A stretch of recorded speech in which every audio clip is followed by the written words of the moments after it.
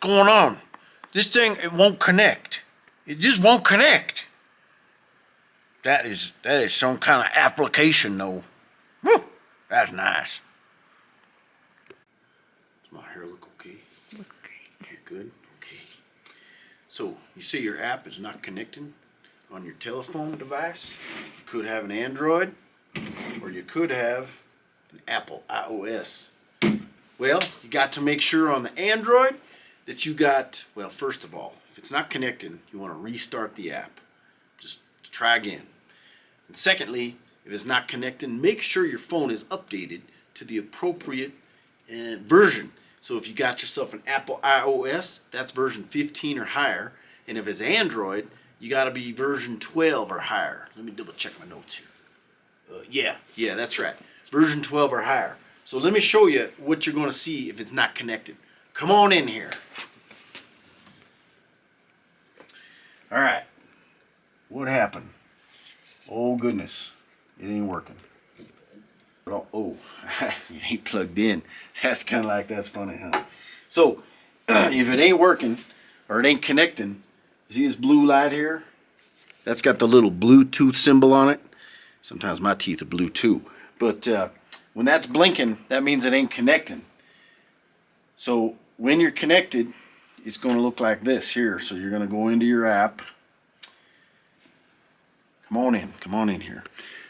You're going to accept all that legal language stuff there. And it's going to say connecting to the BankShift Billy controller. Now if you watch right there, can you see that blue light? It's going to pop up on your screen here. Now this is an Android device. The iOS looks a little bit different, but see it says the BankShift Billy. Gives all that cryptic Egyptian kind of number stuff. You're going to hit that. And it's going to connect. See, the blue light went off. She's all connected, and on the app, can you see that? That little Bluetooth button right there? It's blue. If it ain't connected, watch what happens here. I'm going to disconnect it. Zoom in there on the phone. When it's disconnected, oh, well, it's not doing it. But that's going to be red. So when it's not connected, there it goes. Oh, it worked. Look at that. Woo, it worked. So that thing will be red if it's not connected. Okay? All right.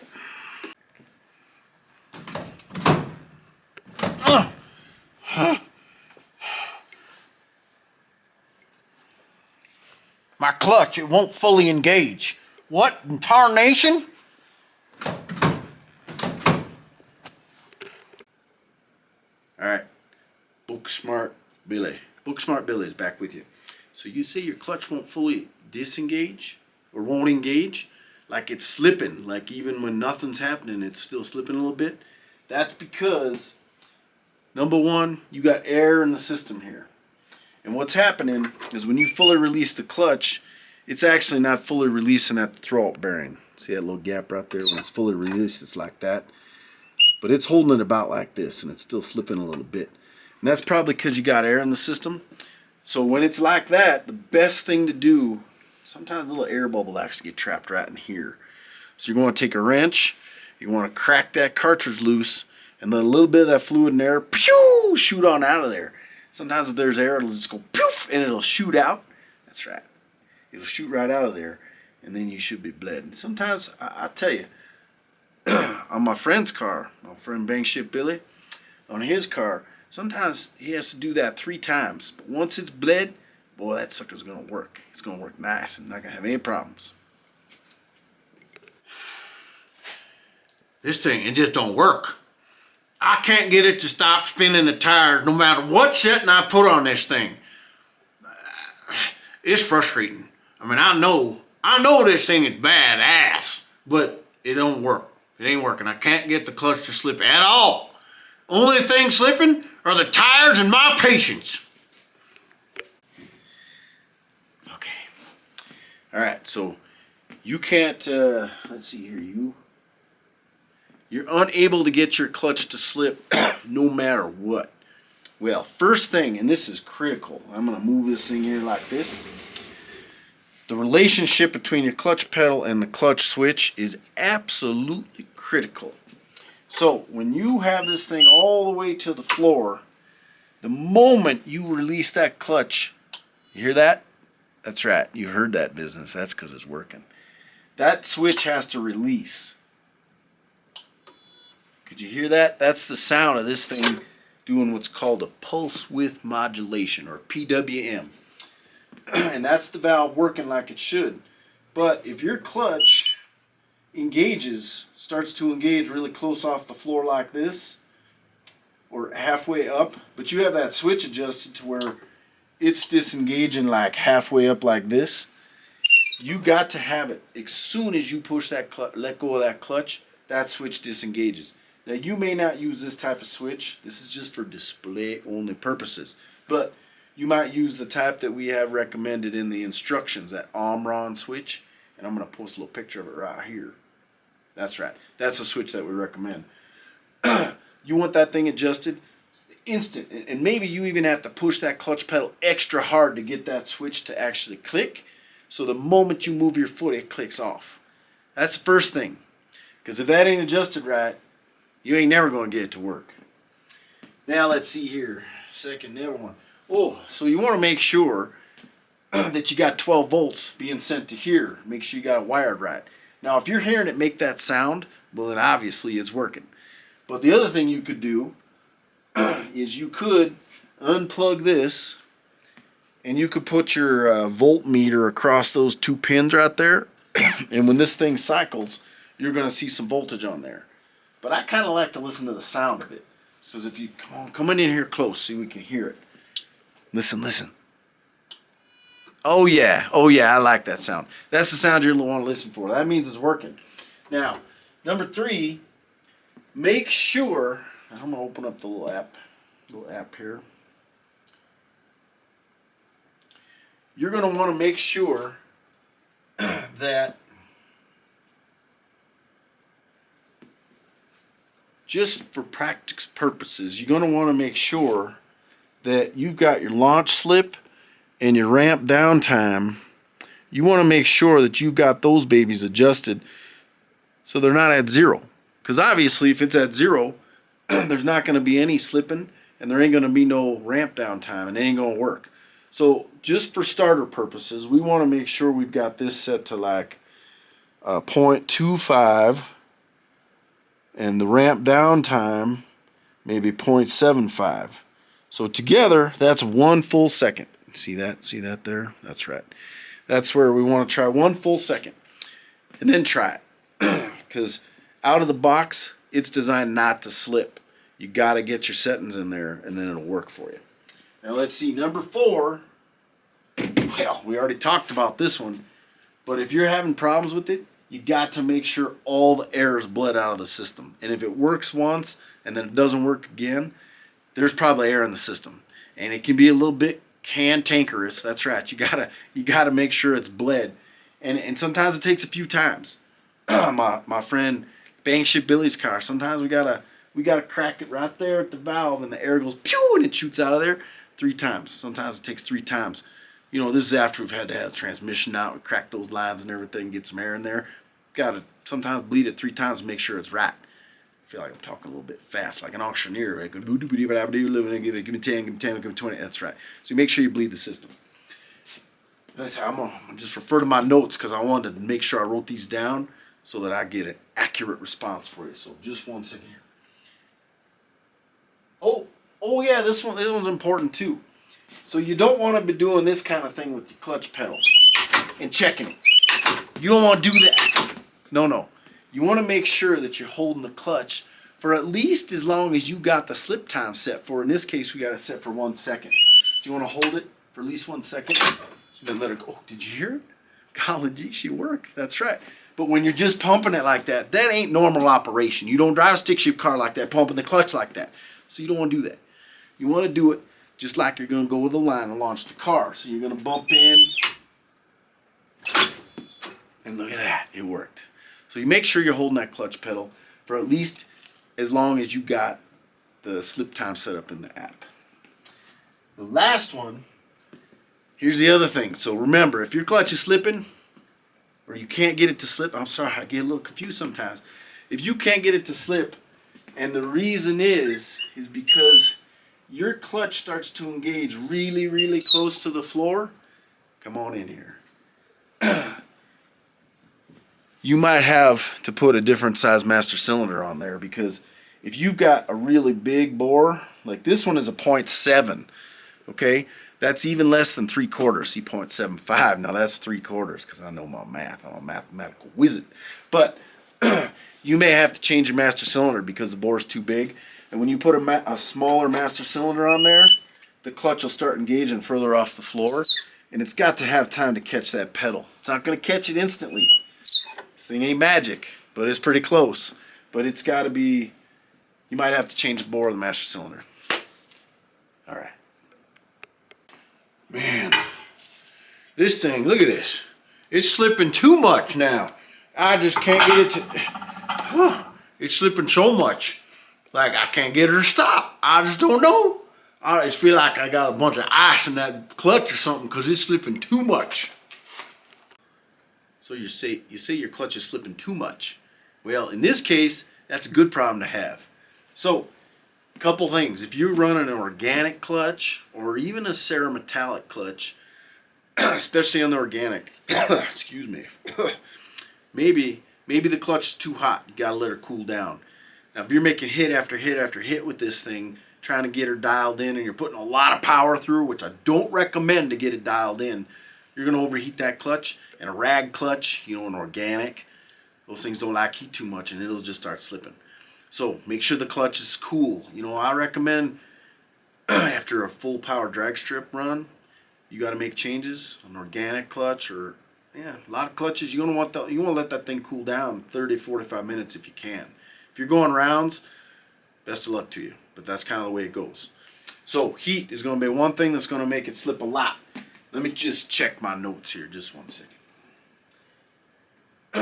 Oh, well, this would be a nice problem to have. That means you don't have the right settings here in your app.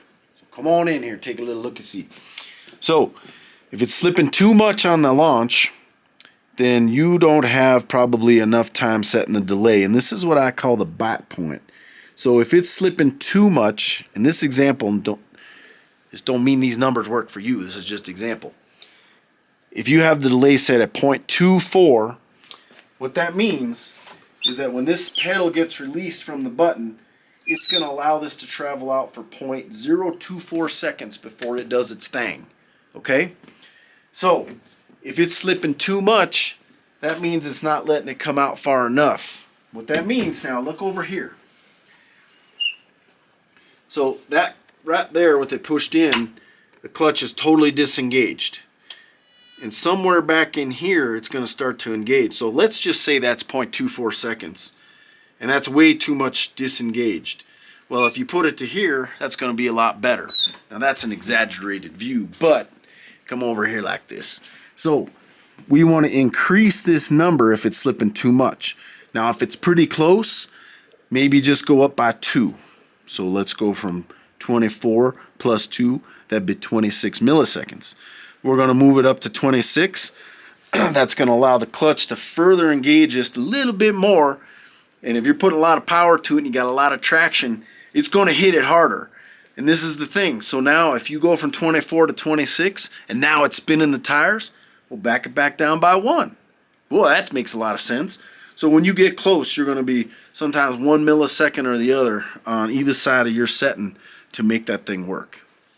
That makes sense? Well, I sure hope so. Now, the other thing too, if you got the bite point right, like it's hitting the tire nice, come on in, don't be afraid now. But you may have your launch slip and your ramp down time going too much.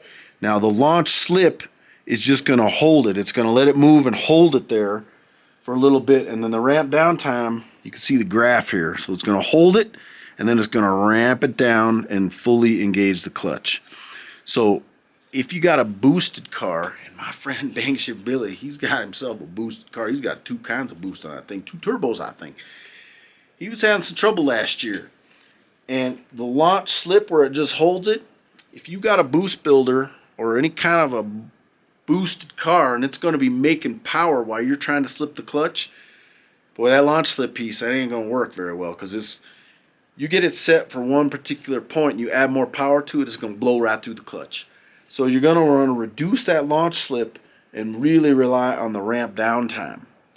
because as the power is building, come in here, as the power is building, it's applying more pressure to the pressure plate on the clutch. Think of this like an adjustable clutch with the counterweights coming out and applying more pressure as the engine RPM is climbing. It's exactly the same. We're just doing it electronically with the Bank Shift Billy digital clutch controller. So on a boosted car, you may want to have this launch slip number where it's just going to hold it, which is this portion right here of the graph. We're going to want that really, really small. Like let's put it down here like 005. Woo! Look at that. It's almost gone. It's almost gone. Now we just got to ramp down time, and we might bump that to say maybe 1.25 seconds.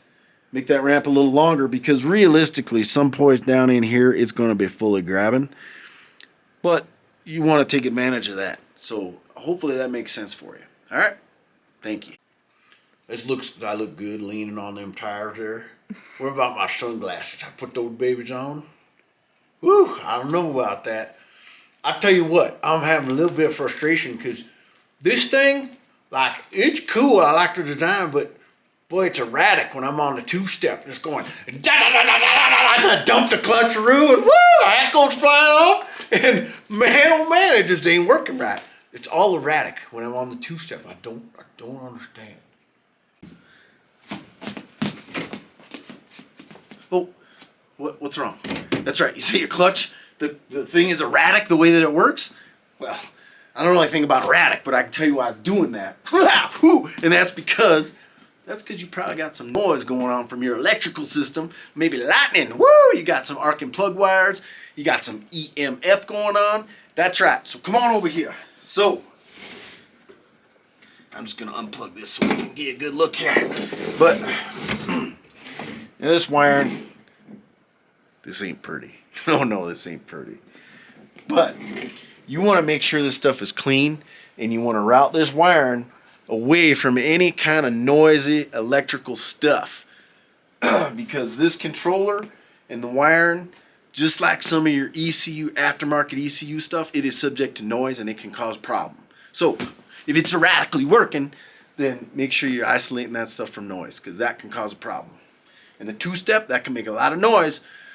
So on some of your sensors, if you're running an aftermarket ECU, now if you got a carburetor, you really don't have a lot going on there, but you could have some noise from the ignition wires. So keep this stuff routed away from the ignition wires. But on your ECU, you've got some shielded stuff that you got to keep separate. You're going to want to do the same thing with this. Yep, over and out. Almost forgot. You got to make sure you got a good clean power and ground going to the thing, because dirty power and dirty ground, well, that can create noise too and make it erratic. Well, I don't understand what's going on, because every time I make a change here, it ain't doing the blinkaroo down there, showing me that it's confirmed and like it's making the changes. I just don't know. I don't know. It just ain't working. Oh. So you say your phone, no. You said, well, you did say, it won't accept changes when you make changes on your phone. And how do you know it's not accepting changes? Well, when it... see, I'm confusing myself. But that's okay. Alright, so when you log in on your phone to the Bank Shift Billy on the app, can you see that blue light's on solid? Can you see it's not blinking? That means it's connected. Now when you make a change, I'm just going to change this a little bit. Watch the green light, right? That's the power light. When I hit done, it's going to blink twice. Look. Oh, yep. You see it? See it? Did you see it blink? Let me do it again just to make sure that y'all saw that. Here, we're going to blink. Oh, it took the changes. Okay. Now, let me show you when it doesn't accept what you want to do. Let's disconnect it from here. Alright.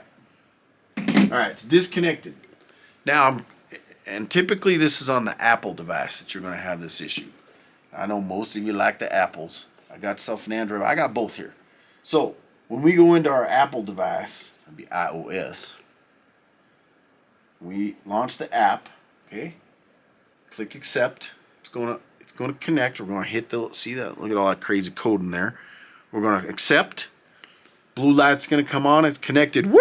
We're like, party time. If it's gonna work, we're gonna make some settings. We're gonna go to the launch screen.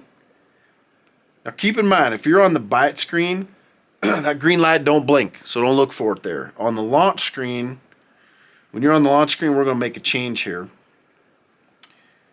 We're gonna change that to 0.25. Now watch what happens here. That's right. Nothing happened. Why won't it connect? Well, partially because you might have an Apple device, but that's okay. It's normal. So what you're going to do, this is just a one-time thing. You're going to take a little paper clip. You're going to straighten it out like that. Doesn't have to be very precise, but there's a little tiny hole right here in the cover. Do you see that now? You see that? Right there. That's right. That's a reset button. You're going to stick that paper clip in there. And you don't want to be like a gorilla. You want to go nice and gentle now. And you'll feel it. There's a little button in there. You're going to push that button and let it go. And it's going to reset that controller. Now, let's see here. I think we might have to restart the app, but maybe not. Oh, it worked. You see that? Yeah, I hit the reset button and I made a change on here and it worked right away. I didn't even have to restart the app. Okay? So if you're not connecting, well, if you are connecting but it's not taking your changes, you got to hit that reset button and then it should work. It should work like Magic 5. That's right, Magic 5. Woo! So we're going to put this over here. We're going to change this one, 0.80 or 88, whatever. It don't matter, but watch the light. Shaboom! It's working. That's it. That's how it works. So remember, the reset button, if it's not connecting, or it's connecting but it's not taking your changes, hit that reset button with the paper clip. I'll tell you what, this is not included. You got to provide your own. Thank you very much.